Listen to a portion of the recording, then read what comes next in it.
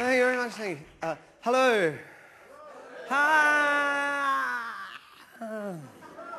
What's your name?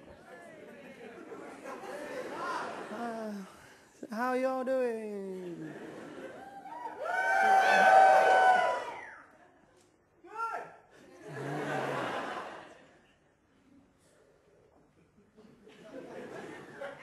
Oh, thank you. What a relief. I thought for a second that you hadn't elected a leader. Anarchy. I'm fine, thank you. What's your name, leader? Abby. Ah. Like a little church. Generous like a church. Thanks for asking. I'm fine. Good. I'm Tim, for those of you who just sort of popped down taking a punt on a small newspaper advertisement or something. I'll just give you a bit of background. I'm a person. I grew up, born and bred in Perth, Western Australia. Thank you. I did next to nothing to earn that privilege, but thanks anyway. I now live in London, in the United Kingdom, which is great. Perth. As you guys from Perth? Yeah, all right. Well, as you know, it's quite a quiet place. Those of you who visit, it's quite a small place. London's very busy. It's got a real sense of excitement. I mean, I love Perth, but London's got this sort of sense of urban danger, which is very seductive. You know, where I live in the north, like, for example, an ambulance seems to go past my house with its sirens blaring, like once every 3 minutes.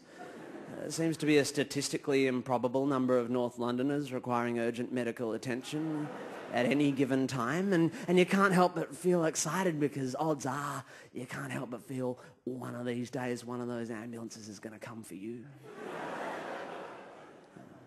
And it's different over there. Even the ambulances, for example, every time they go past my house, I notice they have the writing's green, for one. That's weird. And it says on the side in big letters, emergency ambulance.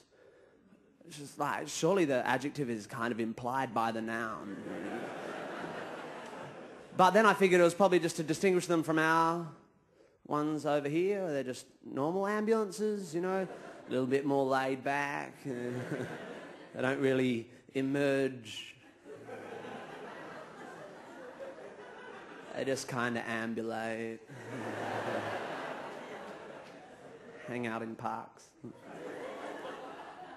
Like massively over-equipped Mr. Whippy vans. Everything's more complicated. They're taxis. You know, in Australia, you just have taxis. You just ring one and you get in it and you go somewhere. They've got all different types of taxis. The main one, of course, the famous black cab, you know, the English cab, and they're, you know, proper, and they've got proper English cabbies. And then there's got this whole other set of taxis called mini cabs. You guys heard of mini cabs? You've been to London a bit? And, well, they just look like normal cars, but they have a special sticker and the driver has a special license and he's allowed to act as a taxi. And then there's this whole other group of public transport vehicles that I hadn't heard about when I moved there, and they're called illegal minicabs. And they're just dudes in cars, and they're only cab drivers in the same sense that my mate Pete is a pharmacist.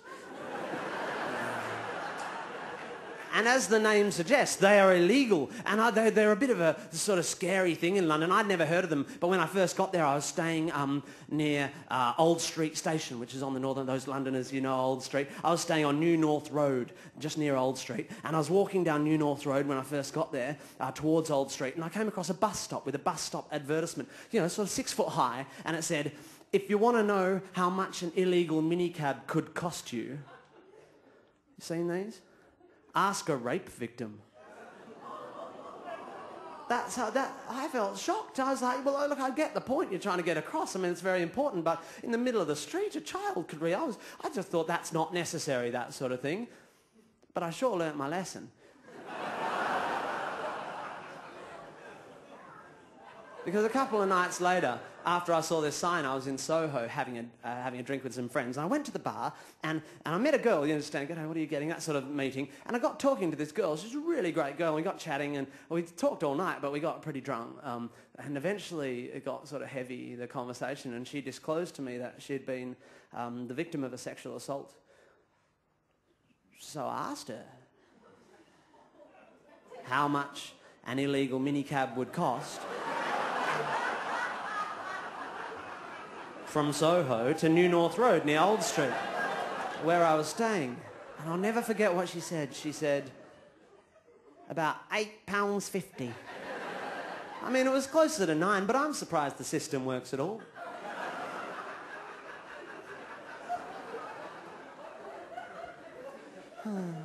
But apart from the sort of ambulances and the dangerous public transport, London is great. It's definitely the place for me because, to be honest, I'm trying to get famous, and you know, celebrities belong in London. I think it's a great place for them to bring up the kids they've bought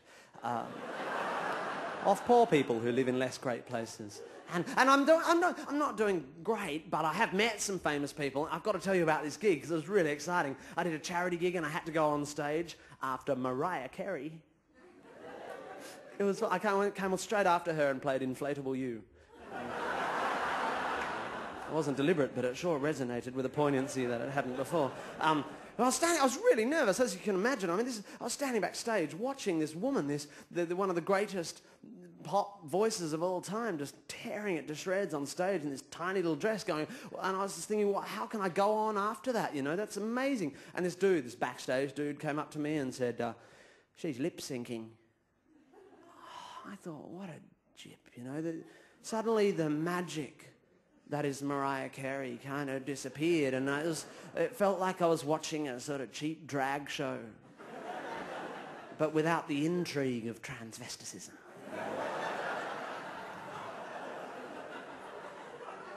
To my knowledge. And also I thought, sure, Mariah, you're a professional, you have your reasons. Lip sync if you want to, but if you're going to lip sync, why would you do a Mariah Carey song?